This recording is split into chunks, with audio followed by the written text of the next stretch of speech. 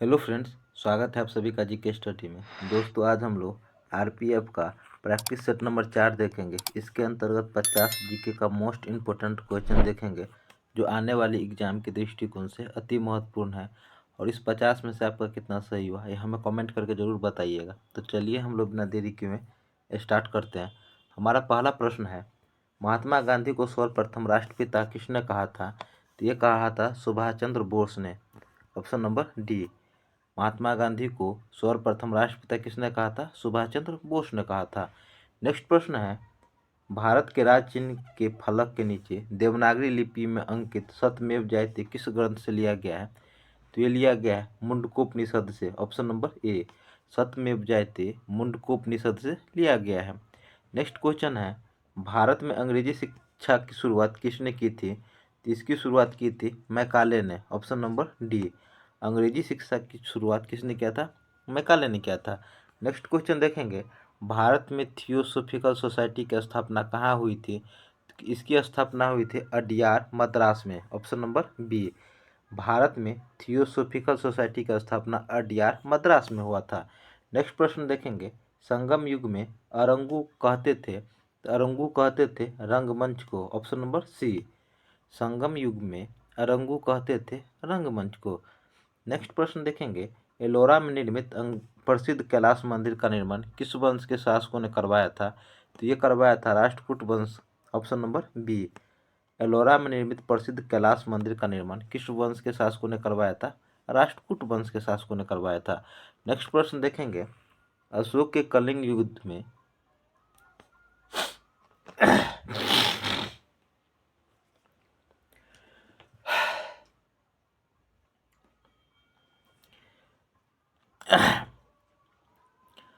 Next प्रश्न है, अशोक के कलिंग युद्ध के विषय में किस अभिलेख से जानकारी मिलती है? तो ये जानकारी मिलती है 13वें शिलालेख। ऑप्शन नंबर टी, अशोक के कलिंग युद्ध के विषय में किस अभिलेख से जानकारी मिलती है? 13वें शिलालेख से। नेक्स्ट प्रश्न देखेंगे, अमृतसर में स्वर्ण मंदिर का निर्माण के लिए भूमि प्रदान करने वाला मुगल सम्राट था। तो ये मुगल सम्राट अकबर था। ऑप्शन नंबर बी, अमृतसर में स्वर्ण मंदिर के निर्माण के लिए भूमि प्रदान करने वाला मुगल सम्राट अकबर था। नेक्स्ट क्वेश्चन देखेंगे, भगवत गीता का सर्वप्रथम अंग्रेजी में अनुवाद किया था? तो ये अनुवाद किया था चार्ल्स विल्कन्स ने। Option number A, Bhagavad Gita को अंग्रेजी में अनुवाद चार्ल्स विल्कन्स ने किया था। नेक्स्ट प्रश्न देखेंगे, भारतीय पुनर्जागरण का पिता किसको समझा जाता है? तो ये समझा जाता है राजा राम मोहन राय को। ऑप्शन नंबर ए, भारतीय पुनर्जागरण का पिता किसको समझा जाता है? राजा राम मोहन राय को। नेक्स्ट प्रश्न देखेंगे, निम्नलिखित में से किसे जाटो का प्लूटो कहा जाता है? तो ये कहा जाता है सूरजमल को। ऑप्शन नंबर ए, जाटो का प्लूटो किसे कहा जाता है? सूरजमल को। नेक्स्ट प्रश्न देखेंगे, 16 महाजनपद के बारे में किस बौद्ध ग्रंथ से जानकारी मिलती है? तो ये जानकारी मिलती है अंगुत्तर निकाय से। ऑप्शन नंबर ए, 16 महाजनपद के बारे में अंगुत्तर निकाय से जानकारी मिलती है। नेक्स्ट प्रश्न देखेंगे, किस स्तूप के निर्माण में सफ़ेद संगमरमर का प्रयोग किया गया? तो ये प्रयोग किया गया था अमरावती की स्तूप। ऑप्शन नंबर सी, किस स्तूप के निर्माण में संगमरमर का प्रयोग किया गया? अमरावती का स्तूप में। नेक्स्ट प्रश्न देखेंगे, निम्न में से किस स्थान पर डच व्यापारियों ने फैक्ट्री स्थापित की थी? तो ये स्थापित की थी पुलिकट में। ऑप्शन नंबर बी, किस स्थान पर डच व्यापारियों ने फैक्ट्री स्थापित की थी? पुलिकट में किया था। नेक्स्ट प्रश्न देखेंगे, अगला प्रश्न है, भारत में सिविल सेवा को प्रारंभ करने का श्रेय किसे दिया जाता है? तो ये दिया जाता है लॉर्ड कॉर्नवालिस को। ऑप्शन नंबर सी, भारत में सिविल सेवा को प्रारंभ करने का श्रेय लॉर्ड कॉर्नवालिस को दिया जाता है। नेक्स्ट प्रश्न देखेंगे, सुधारों व प्रशासनिक व्यवस्था के आधार पर किस गवर्नर जनरल को आधुनिक भारत का निर्माता कहा जाता है? तो ये कहा जाता है लॉर्ड डलहौजी को। ऑप्शन नंबर ए, आधुनिक भारत का निर्माता किसे कहा जाता है? लॉर्ड डलहौजी को। नेक्स्ट प्रश्न देखेंगे, वर्ग व्यवस्था जाति व्यवस्था में कब परिणत हो गई? तो ये परिणत हो गई थी ऋग्वेद काल में। ऑप्शन नंबर सी, वर्ग व्यवस्था जाति व्यवस्था में कब परिणत हो गई? ऋग्वेद काल में।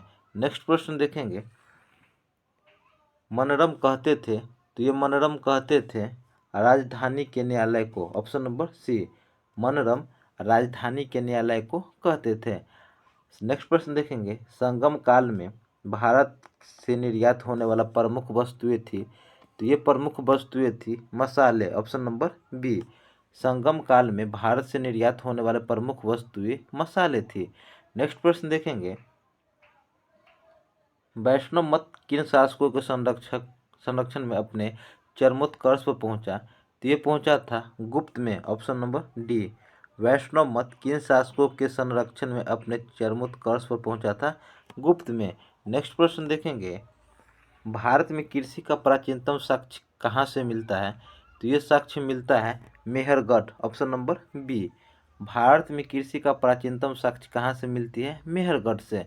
नेक्स्ट प्रश्न देखेंगे, अलाउद्दीन खिलजी द्वारा निर्मित अलाय दरवाजे को किस इतिहासकार ने इस्लामी स्थापत्य कला के खजाने का सबसे सुंदर हीरा कहा? तो ये कहा है मार्शल ने। ऑप्शन नंबर बी, किसने कहा है? मार्शल ने। नेक्स्ट प्रश्न देखेंगे, दादा भाई नौरोजी ने अंग्रेजों द्वारा किए गए किस कार्य को अनिष्ट की संज्ञा दी है? तो ये संज्ञा दी है धन के निष्कासन। ऑप्शन नंबर सी, दादा भाई नौरोजी ने अंग्रेजों द्वारा किए गए किस कार्य को अनिष्ट की संज्ञा दी है? धन निष्कासन के। नेक्स्ट प्रश्न देखेंगे, अगला प्रश्न है, एलोरा में गुफाएं और शैलकीर्ति मंदिर हैं, तो ये मंदिर है हिंदुओं, बौद्धों और जैनों के। ऑप्शन नंबर डी, एलोरा में गुफाएं और शैलकृत मंदिर हैं हिंदू, बौद्ध और जैनों के। नेक्स्ट प्रश्न देखेंगे, नेक्स्ट प्रश्न है, श्रवणबेलगोला में गोमेतेश्वर की मूर्ति का निर्माण किसने करवाया था? तो ये करवाया था चामुंडराय ने। ऑप्शन नंबर डी, श्रवणबेलगोला में गोमेतेश्वर की मूर्ति चामुंडराय ने करवाया था। नेक्स्ट प्रश्न देखेंगे, लॉर्ड कॉर्नवालिस ने अस्थायी बंदोबस्त किसके साथ किया था? तो ये किया था जमींदारों के साथ। Option number B, Lord Cornwallis ने अस्थायी बंदोबस्त किसके साथ किया था? जमींदारों के साथ किया था। नेक्स्ट प्रश्न देखेंगे, पिंडारियों के उन्मूलन का श्रेय किसको जाता है? तो ये जाता है लॉर्ड हेस्टिंग्स को। ऑप्शन नंबर ए, पिंडारियों के उन्मूलन का श्रेय किसको जाता है? लॉर्ड हेस्टिंग्स को। नेक्स्ट प्रश्न देखेंगे, क्रिप्स मिशन किस वर्ष भारत आया था? तो ये भारत आया था 1942 में। Option number D, Cripps mission किस वर्ष भारत आया? 1942 में आया था। नेक्स्ट प्रश्न देखेंगे, किस अधिनियम के अंतर्गत भारतीय परिषद को समाप्त किया गया था? तो ये किया गया था गवर्नमेंट ऑफ इंडिया एक्ट 1935 के द्वारा। ऑप्शन नंबर बी, किस नियम के अंतर्गत भारतीय परिषद को समाप्त किया गया था? गवर्नमेंट ऑफ इंडिया एक्ट 1935 के द्वारा। नेक्स्ट प्रश्न देखेंगे, आधुनिक स्थानीय स्वशासन का प्रारंभ किसके काल में हुआ था? तो ये हुआ था लॉर्ड रिपन के समय। ऑप्शन नंबर बी, आधुनिक स्थानीय स्वशासन का प्रारंभ किसके काल में हुआ था? लॉर्ड रिपन के समय में हुआ था। नेक्स्ट प्रश्न देखेंगे, निम्नलिखित में से किस घटना ने पहली बार गांधी जी को असहयोग आंदोलन प्रारंभ करने के लिए प्रेरित किया? तो ये प्रेरित किया था 1919 में रॉलेट एक्ट लागू किए जाने से। ऑप्शन नंबर सी, कौन सा? 1919 में रॉलेट एक्ट लागू किए जाने से। नेक्स्ट प्रश्न देखेंगे, बंगाल को कब निरस्त किया गया? तो बंगाल विभाजन को कब निरस्त किया गया? तो ये निरस्त किया गया था 1911 में। ऑप्शन नंबर सी, बंगाल विभाजन को कब निरस्त किया गया? 1911 ईस्वी में। नेक्स्ट प्रश्न देखेंगे, पूर्ण स्वतंत्रता के लिए कांग्रेस का प्रस्ताव निम्नलिखित में से किसके समय में पारित किया गया था? तो ये पारित किया गया था लॉर्ड इरविन के समय में। ऑप्शन नंबर सी, पूर्ण स्वतंत्रता के लिए कांग्रेस का प्रस्ताव निम्नलिखित में से किसके समय में पारित हुआ था? लॉर्ड इरविन के समय में पारित हुआ था। नेक्स्ट प्रश्न देखेंगे, मुस्लिम लीग ने सर्वप्रथम किस वर्ष मुसलमानों के लिए पृथक राष्ट्र की मांग की थी? तो ये मांग की थी 1940 में। ऑप्शन नंबर ए, कब किया था? 1940 में। नेक्स्ट प्रश्न देखेंगे, जलियांवाला बाग हत्याकांड के समय भारत का वायसराय कौन था? तो भारत का वायसराय था James Ford. Option number B, जलियांवाला बाग हत्याकांड के समय वायसराय जेम्स फोर्ड था। नेक्स्ट प्रश्न देखेंगे, वास्को डी गामा समुद्री मार्ग से भारत कब आया था? तो ये आया था 1498 में। Option number B, Vasco da Gama Bharat 1498 में आया था। नेक्स्ट प्रश्न देखेंगे, गांधी जी की प्रसिद्ध दांडी मार्च निम्नलिखित में से किससे संबंधित था? तो ये संबंधित था सविनय अवज्ञा आंदोलन से, ऑप्शन नंबर सी। दांडी मार्च सविनय अवज्ञा आंदोलन से संबंधित था। नेक्स्ट प्रश्न देखेंगे, ब्रिटिश सरकार ने किस योजना के द्वारा भारत छोड़ने तथा भारत के विभाजन की घोषणा की थी? ये घोषणा की थी माउंटबेटन योजना, ऑप्शन नंबर सी। ब्रिटिश सरकार ने किस योजना द्वारा भारत छोड़ने तथा भारत के विभाजन की घोषणा की थी? माउंटबेटन योजना के। नेक्स्ट प्रश्न देखेंगे, केंद्र में द्वैध शासन की स्थापना किस अधिनियम के द्वारा लागू की गई? तो ये लागू की गई थी भारत सरकार अधिनियम 1935 के द्वारा, ऑप्शन नंबर बी। द्वैध शासन की स्थापना भारत सरकार अधिनियम 1935 के द्वारा लागू की गई थी। नेक्स्ट प्रश्न देखेंगे, चांद बीबी कहाँ की शासक थी? तो ये शासक थी अहमदनगर की, ऑप्शन नंबर ए। चांद बीबी कहाँ की शासक थी? अहमदनगर की। नेक्स्ट प्रश्न देखेंगे, महावीर स्वामी ने जैन धर्म के सिद्धांतों में से कौन सा सिद्धांत जोड़ा था? तो ये सिद्धांत जोड़ा था ब्रह्मचार्य का, ऑप्शन नंबर सी। महावीर स्वामी ने जैन धर्म के सिद्धांतों में कौन सा सिद्धांत जोड़ा था? ब्रह्मचर्य का। नेक्स्ट प्रश्न देखेंगे, नोबेल पुरस्कार विजेता रविन्द्रनाथ टैगोर ने 30 मई 1919 को अपनी सर की पदवी ब्रिटिश सरकार को लौटाई। उन्होंने यह कार्य किस घटना के विरोध में किया था? तो ये जलियांवाला बाग नरसंहार के विरोध में, ऑप्शन नंबर सी। जलियांवाला बाग नरसंहार के विरोध में किया था। नेक्स्ट प्रश्न देखेंगे, सूरत में अंग्रेजों की को फैक्ट्री खोलने की आज्ञा देने के लिए फरमान जारी करने वाला पहला मुगल सम्राट कौन था? तो ये मुगल सम्राट था जहांगीर, ऑप्शन नंबर बी। सूरत में अंग्रेजों को फैक्ट्री खोलने की आज्ञा देने के लिए फरमान जारी करने वाला मुगल सम्राट जहांगीर था।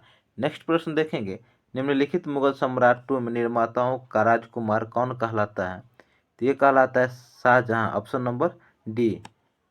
मुगल सम्राटों में निर्माताओं का राजकुमार कौन कहलाता है? शाहजहां कहलाता है।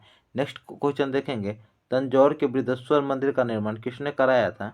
तो ये कराया था राजराजा प्रथम ने, ऑप्शन नंबर ए। तंजौर के बृहदेश्वर मंदिर का निर्माण किसने कराया था? राजराजा प्रथम ने करवाया था।